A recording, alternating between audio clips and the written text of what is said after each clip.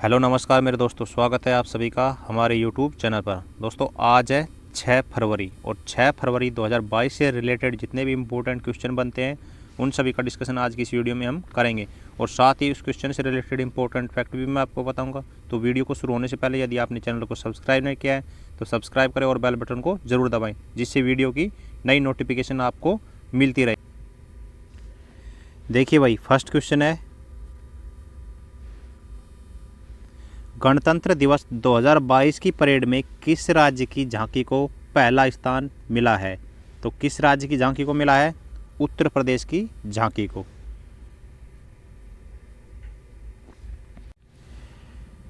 Important fact है, गणतंत्र दिवस परेड के मौके पर राजपथ पर निकाली गई झांकियों में उत्तर प्रदेश की काशी विश्वनाथ मंदिर की झांकी को सर्वश्रेष्ठ स्थान मिला है।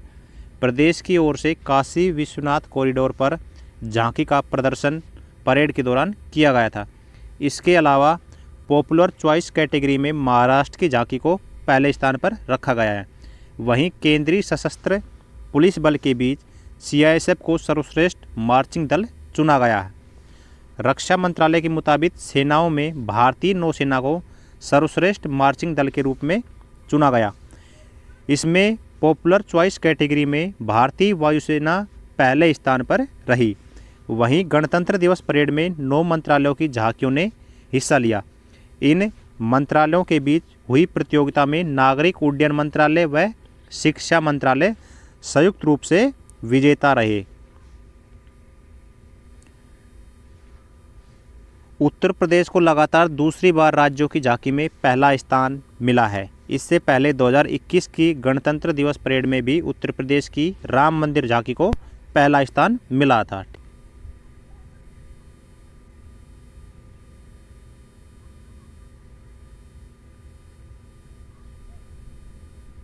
नेक्स्ट क्वेश्चन है,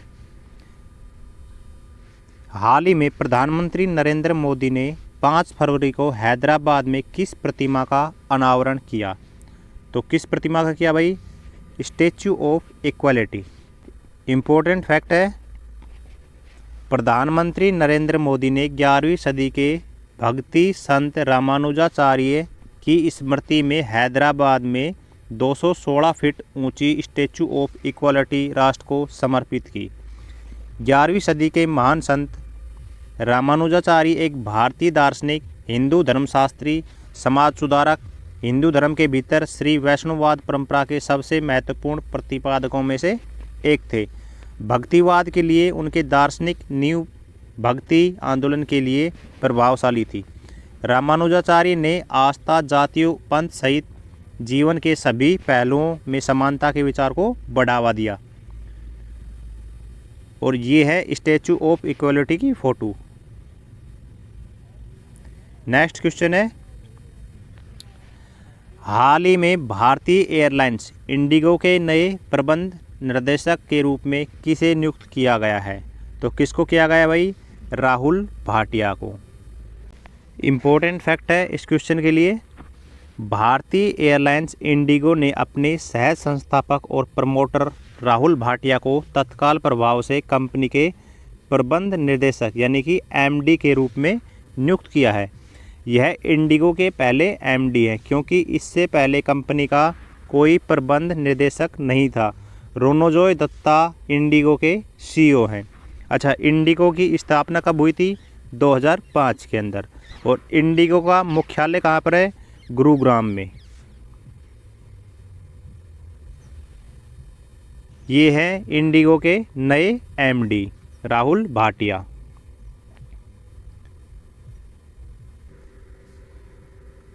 नेक्स्ट क्वेश्चन है, हाल ही में भारत सरकार ने किसे विश्वविद्यालय अनुदान आयोग का नया अध्यक्ष नियुक्त किया है? तो किसको किया है भाई? एम जगदीश कुमार को। इम्पोर्टेंट फैक्ट है, भारत सरकार ने जेएनयू जवाहरलाल नेहरू विश्वविद्यालय के कुलपति एम जगदीश कुमार को विश्वविद्यालय अनुदान आयोग यूजीसी का नया अध्यक्ष नियुक्त किया है।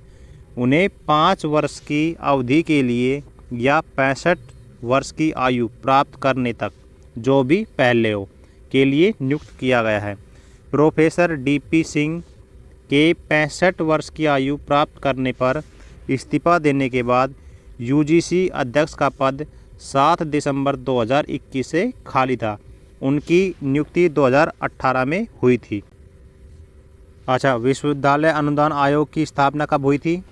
1956 के अंदर। और विश्वविद्यालय अनुदान आयोग का मुख्यालय कहाँ पर है? नई दिल्ली के अंदर। और ये है M Jagadish Kumar. Next question है, हाल ही में किस वरिष्ठ वैज्ञानिक को रक्षा अनुसंधान और विकास प्रयोगशाला defence research and development laboratory DRDL का निदेशक नियुक्त किया है? तो किसको किया है भाई? GA श्रीनिवास मूर्ति को। ऑप्शन नंबर डी इसका राइट आंसर। वरिष्ठ वैज्ञानिक GA श्रीनिवास मूर्ति को हैदराबाद में रक्षा अनुसंधान और विकास संगठन की रक्षा अनुसंधान और विकास प्रयोगशाला का निदेशक नियुक्त किया गया है। वह वर्ष 1987 में DRDL में शामिल हुए थे और मिसाइल परीक्षण की विभिन्न परियोजनाओं के लिए संरचनात्मक गतिविधियां, जमीनी अनुनाद परीक्षण, विद्युत एकीकरण और चेकआउट के क्षेत्र में महत्वपूर्ण योगदान दिया। GA श्रीनिवास मूर्ति ने 1986 में आंध्र प्रदेश विश्वविद्यालय से इलेक्ट्रॉनिक्स और संचार इंजीनियरिंग में BE पूरा किया और हैदराबाद में उस्मानिया विश्वविद्यालय से डिजिटल सिस्टम में ME किया। अच्छा, DRDL और DRDO की स्थापना कब हुई थी? 1958 के अंदर। और DRDL और DRDO का मुख्यालय कहाँ पर है? दिल्ली के अंदर। ठीक है भाई। नेक्स्ट क्वेश्चन है, हाल ही में भारतीय नौसेना द्वारा कौन सी 5वीं स्कॉर्पियन पनडुब्बी का सफल परीक्षण किया गया?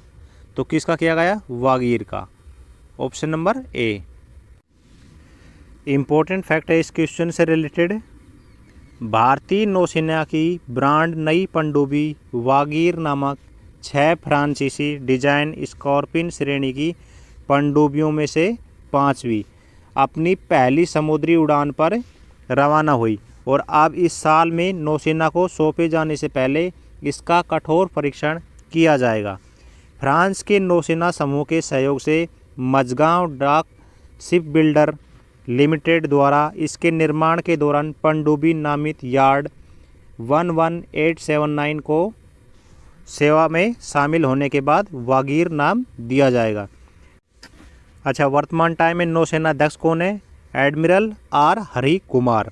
और भारतीय नौसेना की स्थापना कब हुई? 26 जनवरी 1950 को। नेक्स्ट क्वेश्चन है, हाल ही में किसने नॉर्वे के केंद्रीय बैंक के प्रमुख के रूप में पदभार संभाला है? तो किसने संभाला है? Jens Stoltenberg.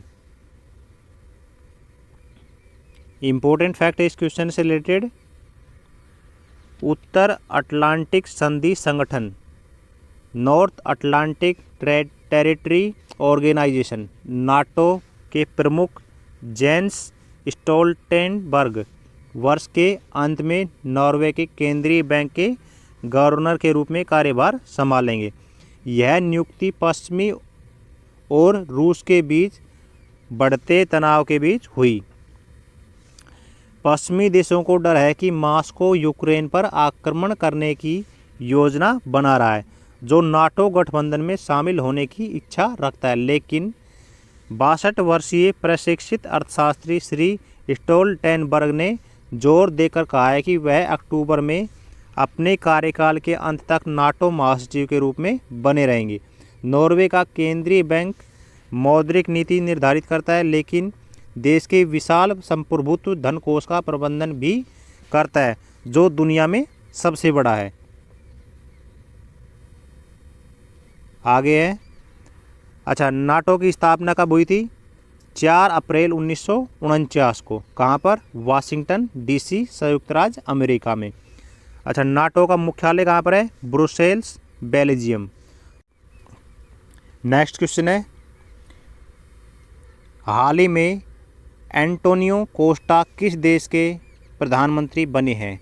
तो किस देश के बने भाई? पुर्तगाल के। ठीक है। इम्पोर्टेंट फैक्ट है, पुर्तगाल के प्रधानमंत्री एंटोनियो कोस्टा को उनकी केंद्र व्याम सोशलिस्ट पार्टी ने 2022 के पुर्तगाली विधायी चुनाव में शानदार जीत के बाद फिर से चुना गया है। सोशलिस्ट पार्टी को संसद की 230 सीटों में से 117 सीटें मिली हैं। कड़ी दौड़ की भविष्यवाणी के बावजूद मुख्य विपक्षी केंद्र दक्षिणपंथी पीएचडी पार्टी को 27.8% से 71 सीटें मिली। एंटोनियो कोस्टा 26 नवंबर 2015 से पुर्तगाल के 119वें प्रधानमंत्री के रूप में कार्यरत हैं। पुर्तगाल के राष्ट्रपति के बारे में बात करें भाई, तो राष्ट्रपति कौन है वर्तमान टाइम में? Marcelo Rebelo de Sousa. और पुर्तगाल की राजधानी कहाँ पर है? लिस्बन। और पुर्तगाल की मुद्रा की बात करें तो क्या है? यूरो। ठीक है। और ये आप फोटो देख सकते हैं जो अभी हाल ही में पुर्तगाल के प्रधानमंत्री बने एंटोनियो कोस्टा। ठीक है।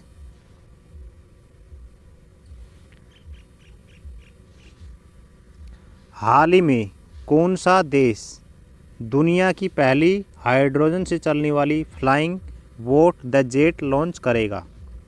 तो कौन सा देश करेगा भाई? दुबई। ठीक है। इम्पोर्टेंट फैक्ट है इस क्वेश्चन से रिलेटेड, दुबई की firm the jet zero emission ने दुबई संयुक्त अरब अमीरात में दुनिया की पहली हाइड्रोजन संचालित फ्लाइंग बोट द जेट के लॉन्च की घोषणा की। द जेट में अत्याधुनिक विशेषताएं और प्रौद्योगिकियां हैं जो उसे 40 समुद्री मील की परिभ्रमण गति से पानी के ऊपर शांति से उड़ने में सक्षम बनाती है। इसमें 8 से 12 यात्रियों को ले जाने की क्षमता भी है। यह घोषणा दुबई में द जेट के निर्माण और संचालन के लिए Swiss startup the jet zero emission UAE आधारित जेनिथ मशीन सर्विसेज और यूएस आधारित DWYN के बीच हुए समझौते के परिणाम स्वरूप हुई। COP 28 के दौरान जेट की उद्घाटन उड़ान होगी जो 2023 में दुबई UAE में आयोजित होने वाली है। संयुक्त अरब अमीरात की राजधानी कहाँ पर है? अबू धाबी के अंदर। संयुक्त अरब अमीरात की मुद्रा क्या है? संयुक्त अरब अमीरात दिरहम। और संयुक्त अरब अमीरात के राष्ट्रपति कौन है? खलीफा बिन जायद अल नहायान। तो दोस्तों ये थे 6 फरवरी 2022 से संबंधित करंट अफेयर्स के क्वेश्चन। वीडियो कैसी लगी कमेंट करके ज़रूर बताइए। यदि वीडियो अच्छी लगे तो लाइक और शेयर करें। Okay, thank you.